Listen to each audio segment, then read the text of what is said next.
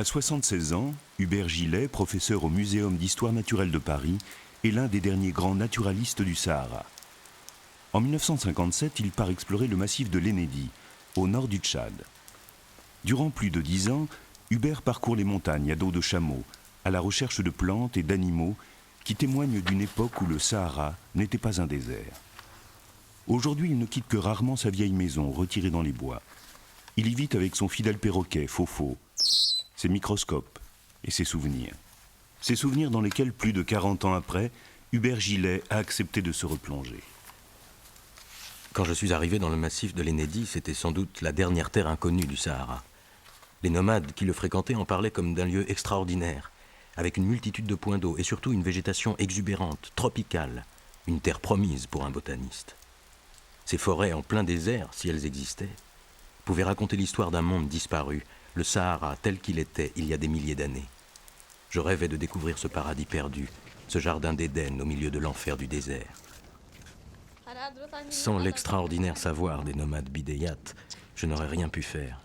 Ce sont eux qui ont guidé mes pas, dans cet univers si abstrait pour l'Européen civilisé que j'étais.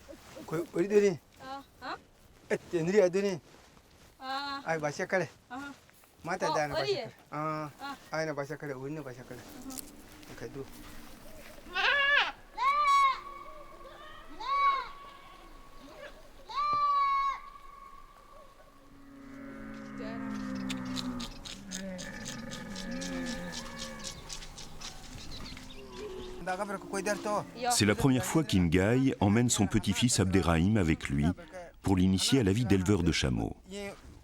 Auparavant, l'enfant ne gardait que des chèvres, tout seul, pendant qu'à quelques kilomètres de là, sa mère et ses sœurs se consacraient à la cueillette des graines sauvages.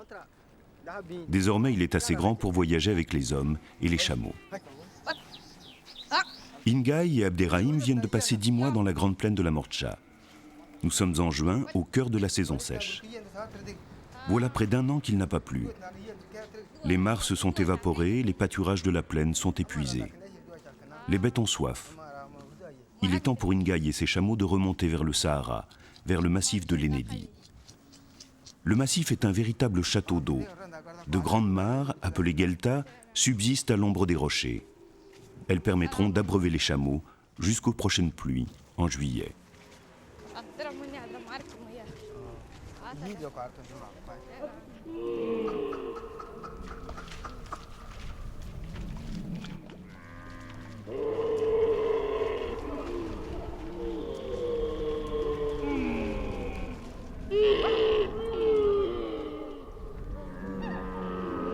Les chameaux déterminent la vie des nomades bidéyates qui habitent l'Ennédi.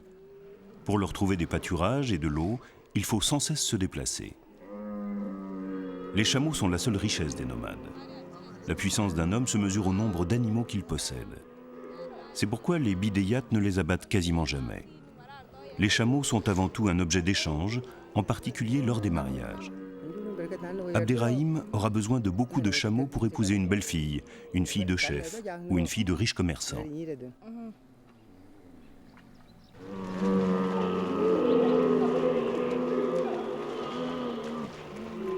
Quand l'eau est rare, la cohabitation entre les différents troupeaux n'est pas toujours facile. Heureusement, dans les gorges d'Archeï, il y a de l'eau pour tout le monde. Ce sont les plus grandes gueltas du massif de l'Ennédi. Tous les bidéyates les connaissent. Et plus l'on avancera dans la saison sèche, plus les chameaux seront nombreux à venir boire à Archeï.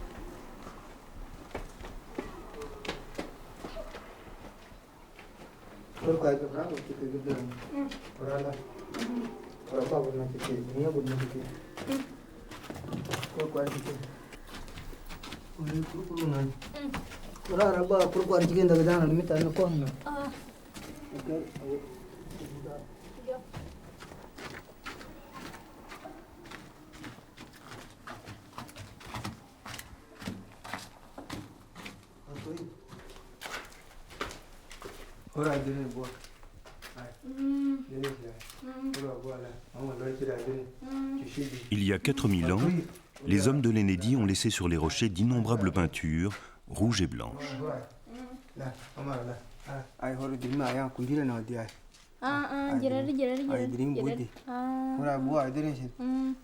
Abderrahim découvre ces images qui témoignent de la vie de ses lointains ancêtres. À l'époque, ils ne possédaient pas de chameaux, mais de grands troupeaux de vaches, animaux qui seraient bien en peine de vivre ici aujourd'hui. Ils vivaient dans de grandes cases et remplissaient leur grenier de mil, toute chose qui aujourd'hui n'existe que plus au sud.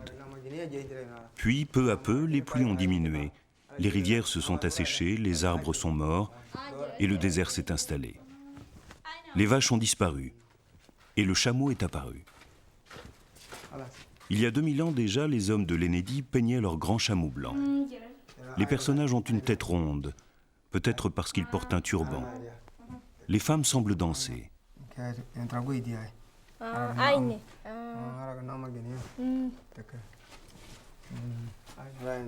Aujourd'hui, les grottes aux peintures servent parfois de garde-meubles. Des nomades y laissent leurs affaires. Des tentes en feuilles de palmier séchées, des récipients de toutes sortes, en vannerie, en cuir ou en métal. Ces objets sont ici à l'abri de la pluie et sous la protection de l'esprit de la grotte. L'idée de les voler ne viendrait à personne.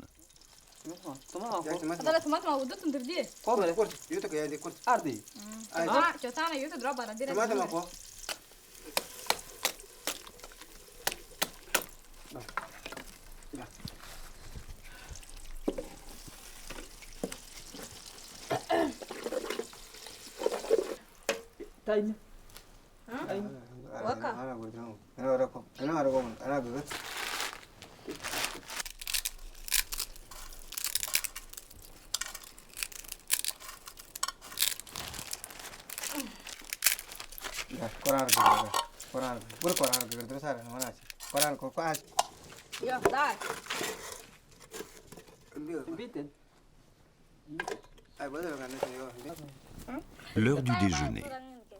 Au menu, des spaghettis importés de Libye, comme la plupart des produits qu'on trouve sur les marchés de l'Ennédi. La frontière libyenne est toute proche, et le nord du Tchad a été occupé pendant plusieurs années par les troupes du colonel Kadhafi. Les combattants tchadiens ont réussi à repousser l'envahisseur. Les bidéiates étaient en première ligne. Leurs ancêtres aussi semblent avoir été des guerriers. Les peintures en témoignent. Ils partaient au combat à cheval et sans doute revenaient avec des animaux pris à leurs ennemis.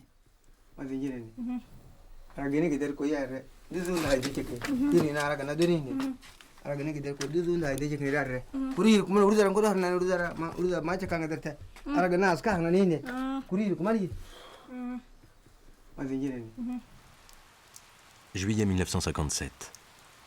Dans la plaine désertique du sud de l'Ennédi, les puits sont à sec et les pâturages sont épuisés. Mes guides me rassurent, ils connaissent de nombreux points d'eau cachés dans les rochers de ce massif grand comme la Suisse. Nous trouverons de quoi nous approvisionner en eau à la bordure du massif, dans les gorges d'Archeil. 3 août, j'arrive aux gorges d'Archeil. De grandes gueltas, alimentées par des sources et préservées de l'évaporation par l'ombre de falaises de grès hautes de 200 mètres. Une telle quantité d'eau permet peut-être la survie d'espèces rares, de plantes ou d'animaux. Pendant que mes guides installent le campement, j'entreprends l'ascension de la falaise. De là-haut, ma vue embrasse toutes les gorges.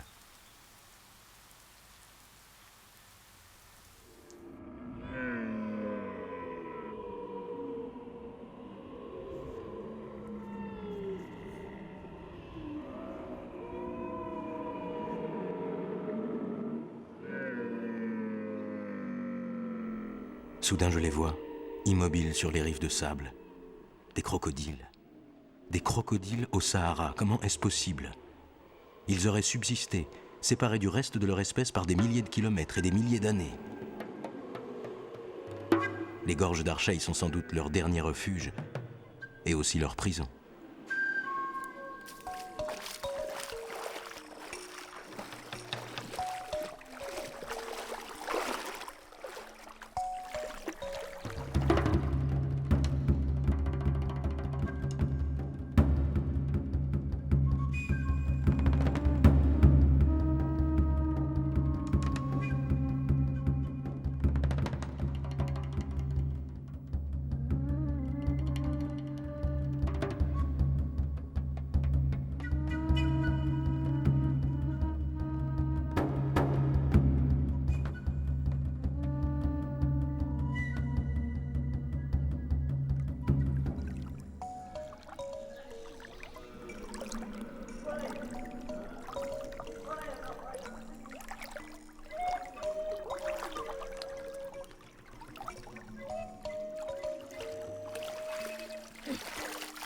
L'eau des gueltas est souillée par les excréments des nombreux chameaux.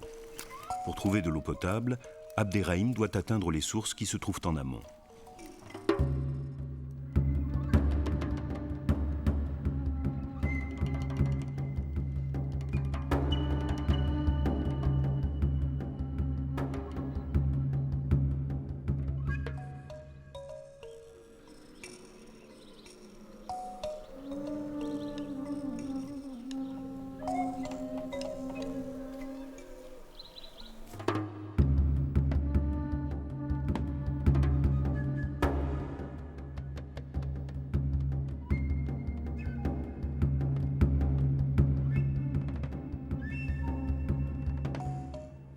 Comme Hubert Gillet 50 ans auparavant, Abderrahim doit s'engager dans l'eau sombre. Ingaï lui a recommandé d'être prudent. On ne sait jamais avec les crocodiles.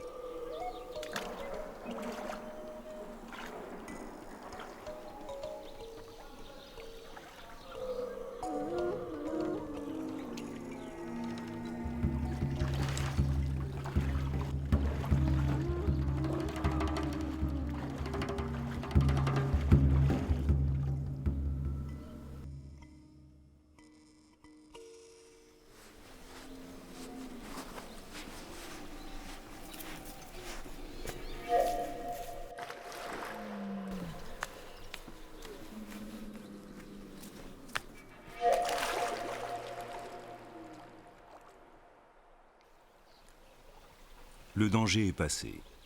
Abderrahim est rassuré. Il semble que les crocodiles soient plus craintifs que lui. L'enfant aperçoit la source dont lui a parlé son grand-père. Il n'a jamais vu une eau si pure, si limpide, en plein milieu du désert.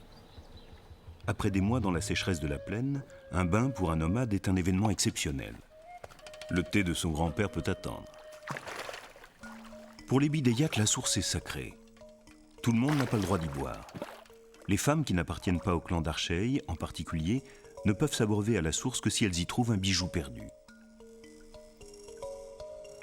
Abderrahim connaît cette croyance. Quand il était petit, sa mère lui a raconté les légendes des sources. Alors il regarde au fond de la mare.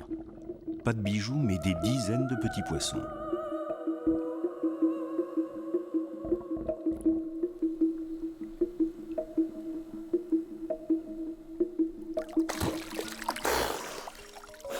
Si Abderrahim trouve un bijou ici, il l'apportera à son grand-père en disant « Regarde, j'ai reçu un cadeau de l'ancêtre ». Les bidéiates se sont convertis à l'islam, mais d'anciennes croyances demeurent. En secret, ils continuent de vénérer l'esprit de leurs aïeux.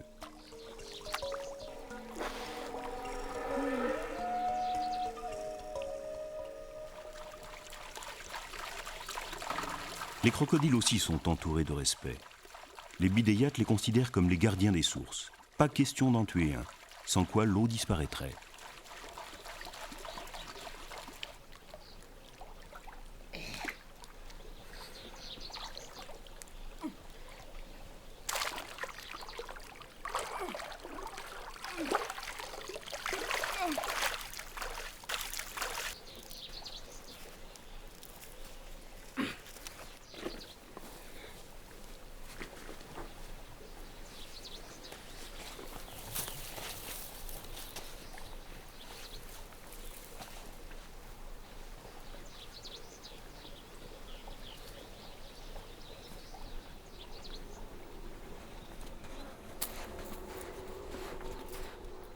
5 août.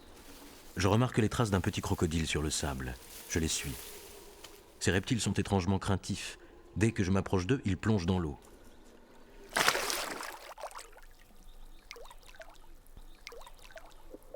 Un peu plus loin, je trouve des excréments de l'animal. Je les analyse. Peut-être me diront-ils quel est le menu d'un crocodile au Sahara.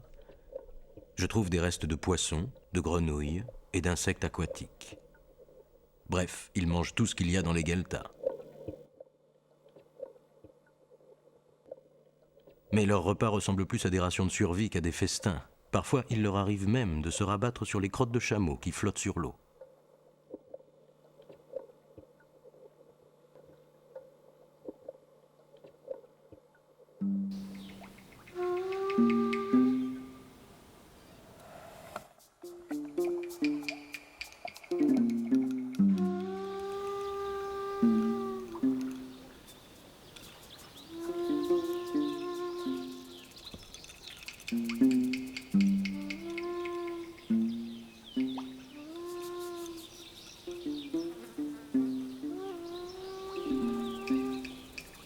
Dès que le soleil entre dans les gorges, les crocodiles sortent de l'eau.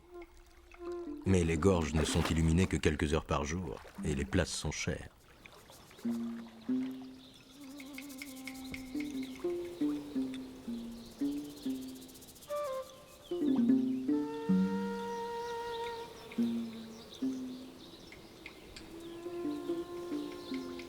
Ce bain de soleil leur est indispensable. Comme tous les reptiles, ils sont incapables d'ajuster la température de leur corps. Dès que le soleil disparaîtra derrière les falaises, ils retourneront dans l'eau, où il est difficile de les voir. En attendant, je les observe à loisir. Les crocodiles d'Archeil appartiennent à la même espèce que les crocodiles du Nil et d'Afrique tropicale. Mais ils sont petits. Ils ne dépassent pas les 2 mètres, alors qu'un crocodile adulte peut atteindre 5 ou 6 mètres. Les gueltas d'Archeil sont trop petites pour que les crocodiles puissent y atteindre leur taille normale.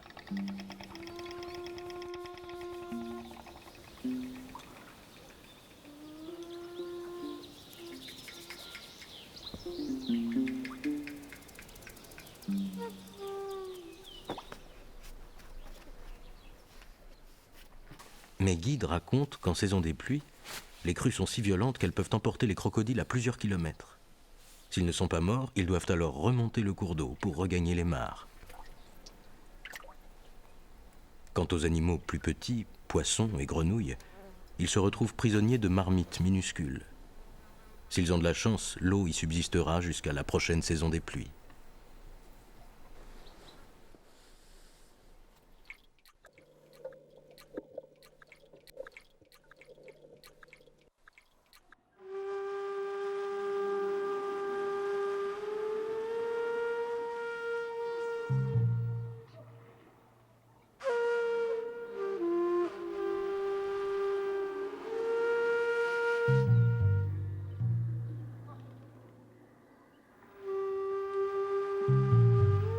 Les crocodiles aussi sont prisonniers de leur guelta. Et tant qu'il y a de l'eau, peu importe que le désert soit à quelques mètres, ils peuvent survivre. Ils n'ont qu'à patienter jusqu'à la prochaine période humide, quelques siècles ou quelques millénaires.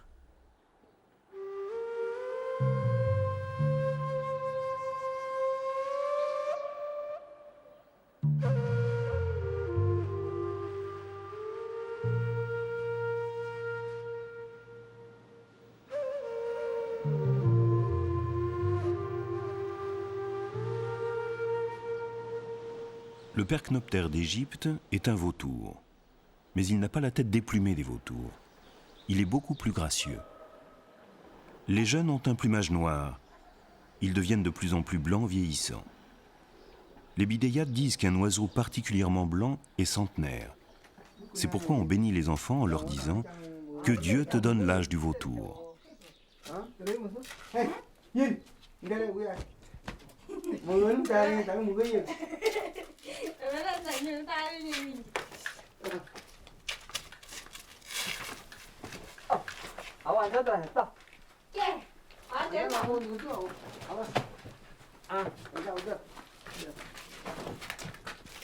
Ingaï a décidé de repartir.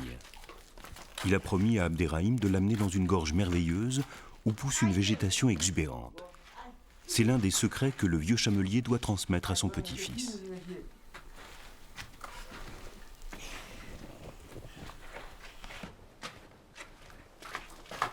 Pour les nomades, un départ est l'affaire de quelques minutes. Tous les ustensiles nécessaires à l'étape ont été rangés dans les mala-mala, de grandes sacoches de cuir découpées dans le ventre même des chameaux.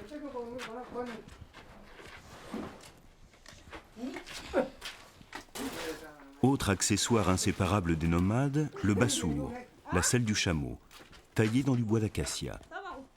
On pose par-dessus des couvertures qui la rendent plus confortable.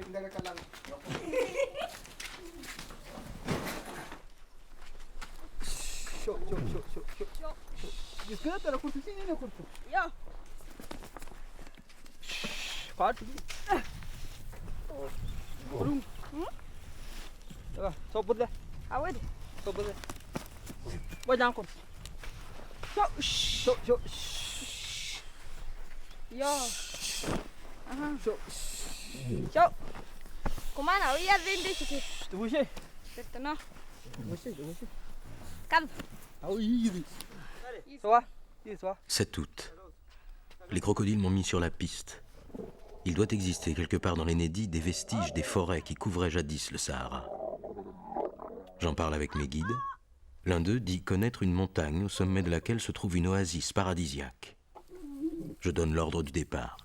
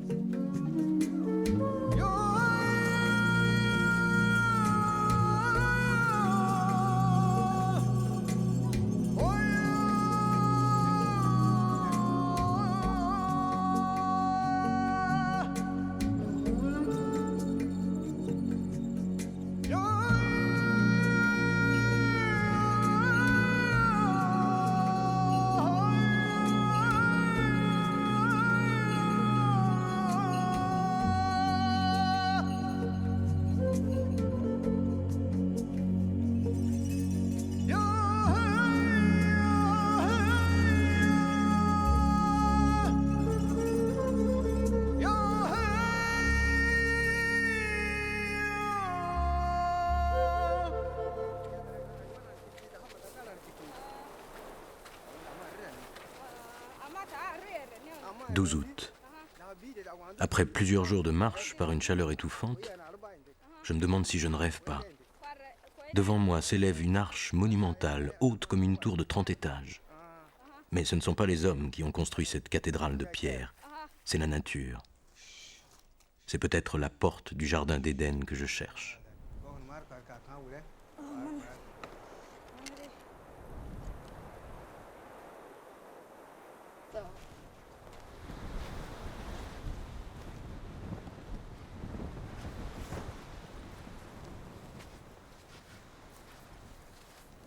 Au pied du mont Aloba, Ingaï a repéré un petit groupe d'acacias. Le midi, quand il fait chaud, l'ombre des arbres est providentielle. C'est l'endroit idéal pour faire une pause et reposer les bêtes. Ingaï raconte à son petit-fils que dans les hauteurs du mont Aloba subsisterait une petite oasis, cachée dans une profonde crevasse. On y trouverait une source et des palmiers, et l'on dit que la vie y serait douce. Mais nul ne se risquerait à tenter l'ascension. La montagne est sacrée et ceux qui s'y sont aventurés ne sont jamais parvenus à redescendre.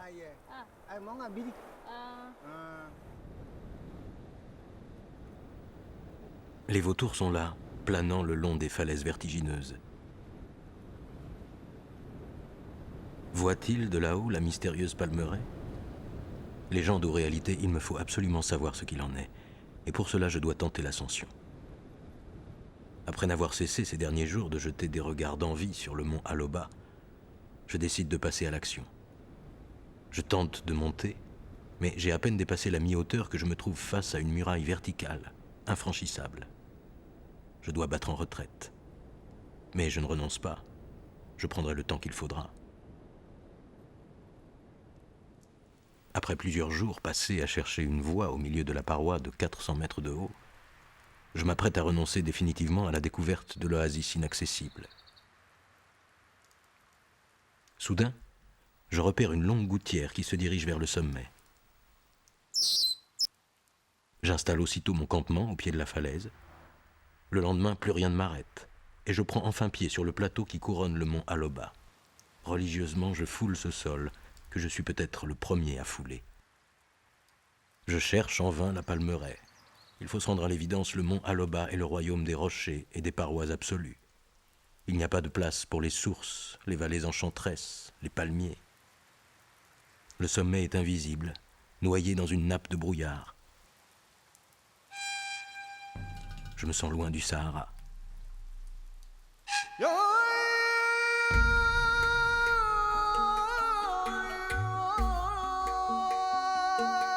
Je suis découragé. Mais mon guide me rassure. Il dit connaître des forêts bien réelles, cachées au cœur du massif de l'Ennédi. Nous repartons.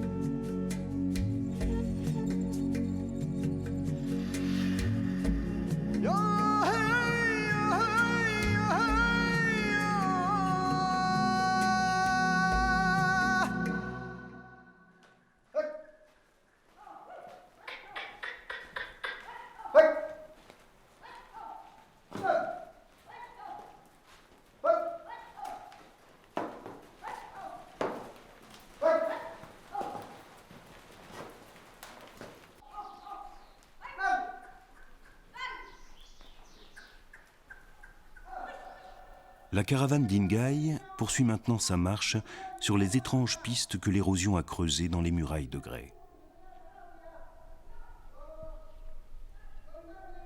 Dans les couloirs de ce gigantesque labyrinthe naturel, le chamelier imprudent peut errer durant des jours, ou se perdre à jamais.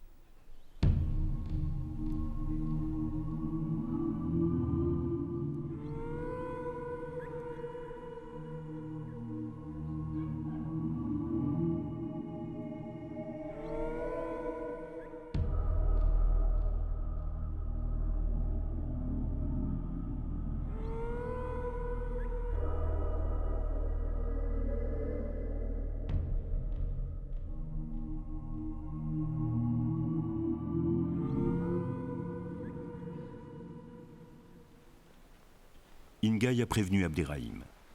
Dans le labyrinthe, il s'agit de bien surveiller le troupeau. Un chameau est vite égaré et le retrouver, si ce n'est pas impossible, ferait perdre un temps précieux à la caravane.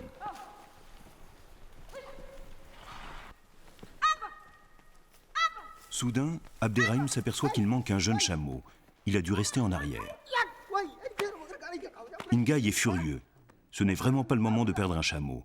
Si d'autres voyageurs trouvaient l'animal, ils auraient tôt fait de s'en emparer. Chez les bidéiates, le vol des chameaux est une pratique courante. Avant de se marier, un jeune homme doit avoir accompli l'exploit d'aller voler un chameau dans un troupeau éloigné.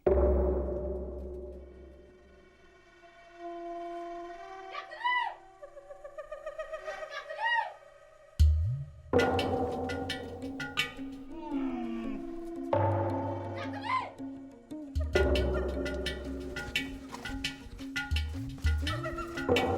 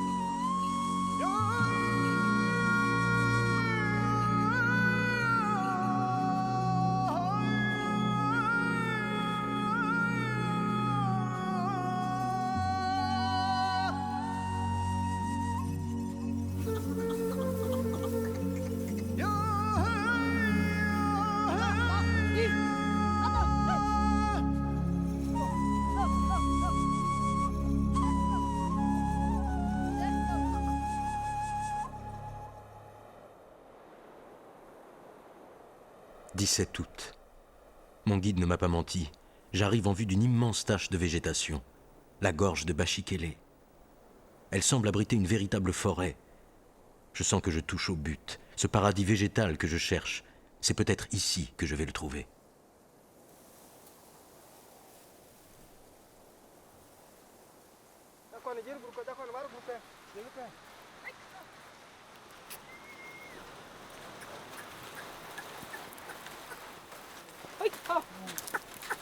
En bidéyat, Bashikele signifie « la source où il a dormi ». Il y a très longtemps, lorsque l'ancêtre d'Ingai est arrivé ici, il s'est reposé dans la gorge, puis il s'y est installé. Depuis, les gorges sont sacrées. Quand il était enfant, Ingai venait y vénérer l'ancêtre. On lui faisait des offrandes, on lui sacrifiait des animaux, on lui récitait des prières. On lui demandait de protéger les chameaux des bêtes sauvages ou de retrouver un chamelon égaré. Aujourd'hui, Ingai est devenu un bon musulman. Il ne vénère plus l'ancêtre. Mais il continue de croire en sa présence et de croire qu'à Bashikele, son troupeau sera sous la protection de l'ancêtre, qu'il aura suffisamment à boire et à manger. Ingai a aussi voulu faire découvrir à Abderrahim la gorge de ses aïeux.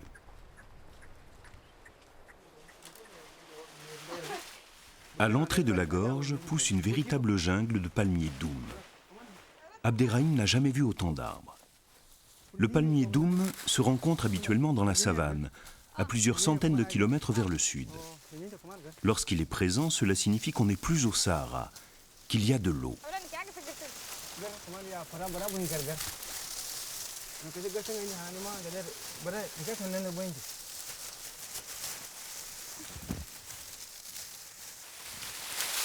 Ingaï et Abderrahim profitent de leur étape ici pour cueillir des feuilles de palmier. Bien sèches, elles permettront de rembourrer les selles des chameaux. Les Bidayat connaissent les palmiers doum de Bachikélé. Comme les paysans de la savane, les nomades de l'Ennédi ont appris à se servir des grandes feuilles et du bois solide de cet arbre. Les feuilles tressées peuvent servir à faire des tentes. Le bois est utilisé dans la construction de maisons.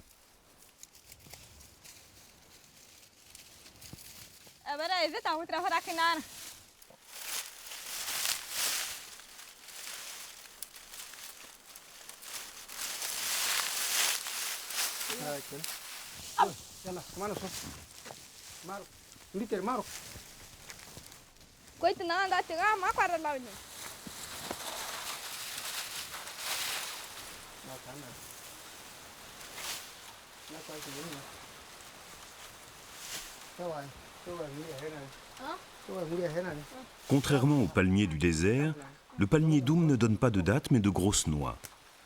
Ces fruits sont particulièrement appréciés par les enfants.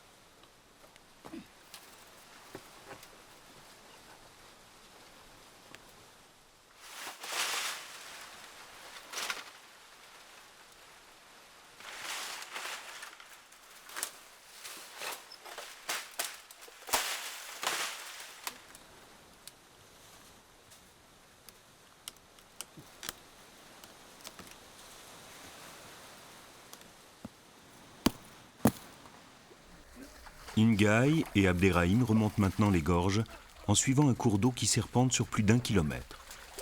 Une rivière en plein désert, vestige des anciens fleuves de l'Ennédi.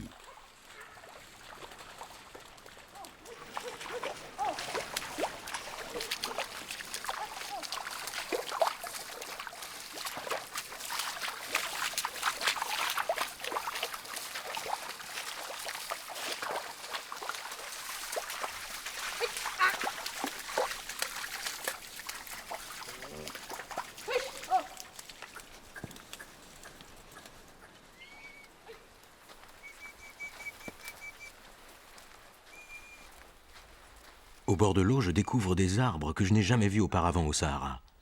Des arbres hauts de 20 mètres, au feuillage sombre et luxuriant. Des arbres qui ne poussent normalement qu'en Afrique équatoriale, à 3000 km d'ici. Leurs troncs se collent aux parois, leurs racines se tordent et enserrent les rochers comme des tentacules.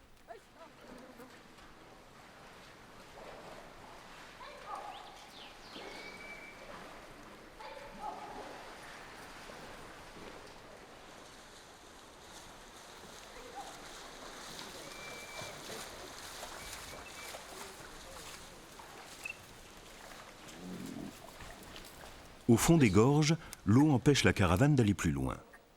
Ici, l'eau est éternelle. Elle sort de la roche, d'une source inaccessible, sacrée pour les Bidayat. Ingaï raconte que jadis leur ancêtre était presque mort de soif lorsque, guidé par Dieu, il arriva à Bachikélé. Aujourd'hui, l'ancêtre vit toujours dans la source et veille à ce que ses enfants ne manquent jamais d'eau.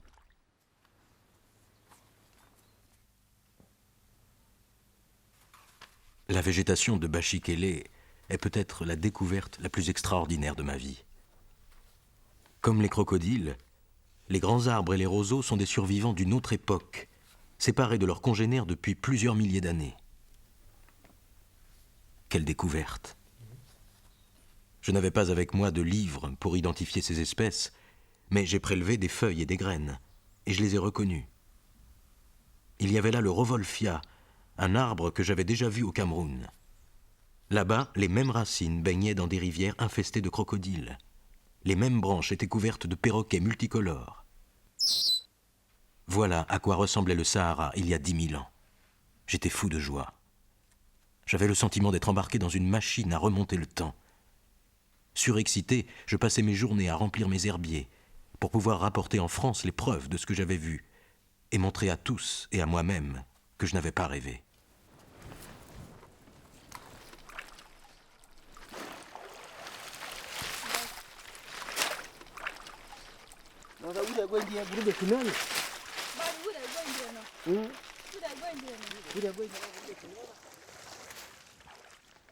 Lors de son dernier passage, Ingaï a immergé dans la mare des feuilles de palmier.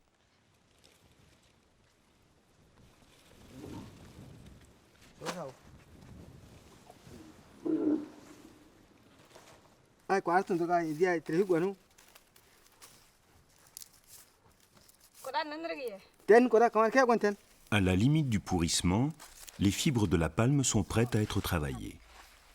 Le grand-père montre à son petit-fils comment tresser le végétal attendri.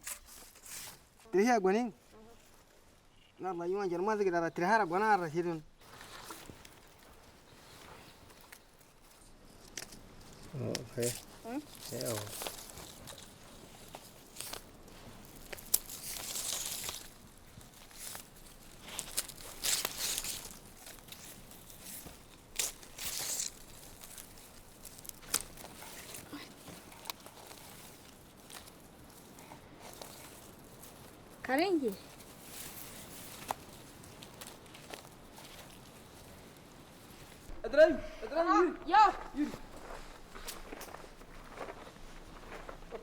La feuille du palmier sert à faire d'excellentes cordes, utiles pour arrimer les charges sur les chameaux, mais aussi pour mettre des entraves à leurs pattes. De quoi empêcher un chamelon vagabond de s'éloigner trop du troupeau. L'incident du labyrinthe ne se reproduira pas.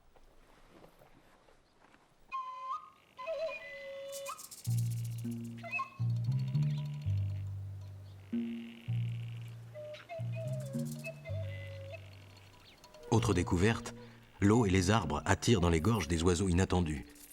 Après avoir passé l'été en Europe, de nombreux migrateurs traversent l'Afrique par le chemin le plus court, au-dessus du Sahara.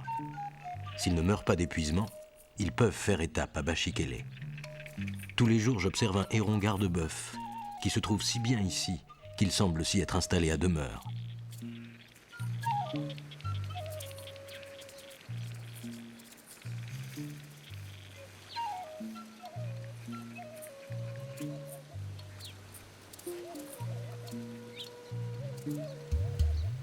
Les babouins non plus ne s'éloignent pas des gorges, car ils doivent, comme nous, boire très régulièrement. Ils descendent s'abreuver la nuit, puis remontent vers les hauteurs où ils passent la journée. Chaque matin, j'en croise quelques-uns attardés auprès de l'eau.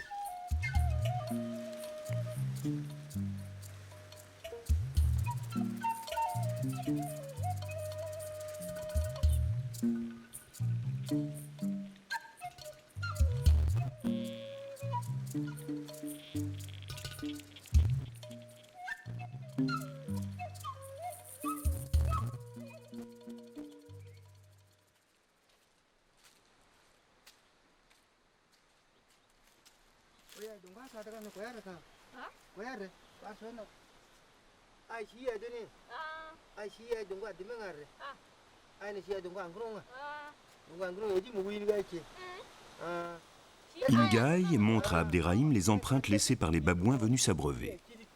L'enfant demande à son grand-père si ce sont eux qui aboient comme des chiens. Oui, répond le vieux, ce sont eux. Ils vivent tout là-haut, sur des plateaux inaccessibles.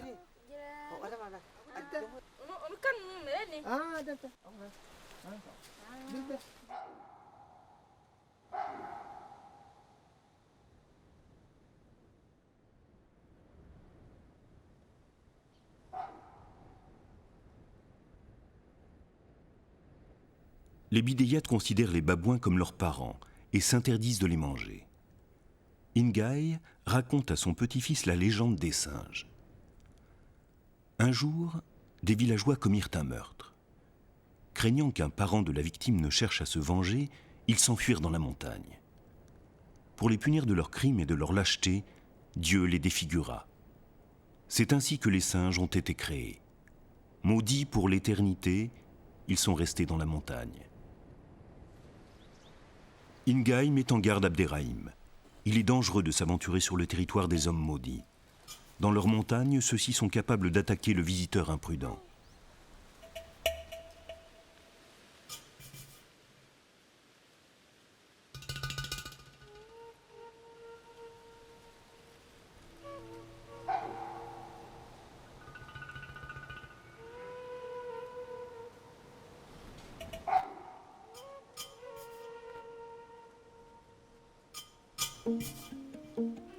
Mais Abderrahim rêve de voir la source mystérieuse dont son grand-père lui a parlé.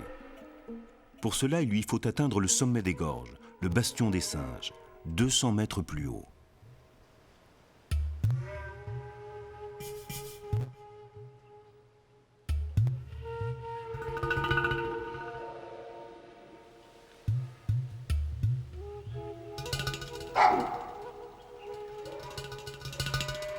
« 23 août.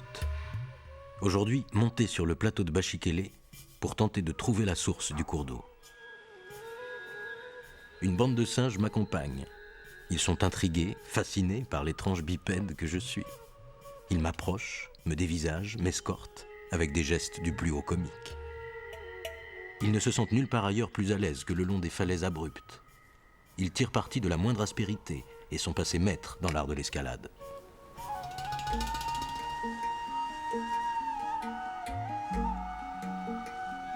J'arrive en haut des gorges.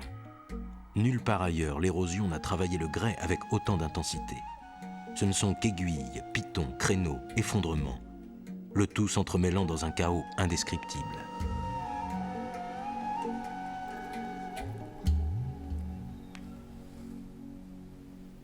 En contrebas, la gorge est si étroite que la source est invisible. Mais elle est bien là, toujours à l'ombre et préservée de l'évaporation.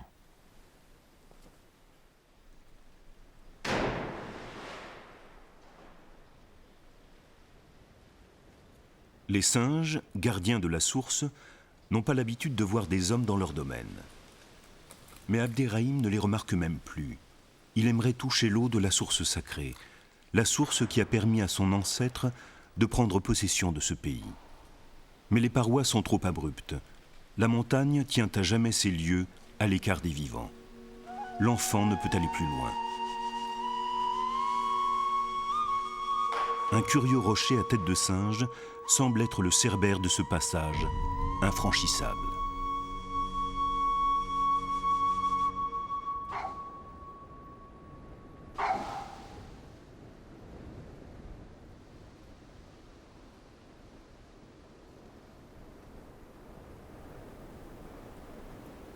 Grâce à son grand-père, Abderrahim connaît désormais quelques-uns des secrets du massif de l'Ennédi. Dépositaire d'un savoir ancestral, l'enfant est maintenant prêt à devenir le maître de la caravane. À 200 mètres au-dessous de mes pieds, j'aperçois les roseaux et les arbres semblables à ceux qui bordent le Congo et le Zambèze. C'est une révélation. Eureka, je l'ai trouvé, mon jardin d'Éden.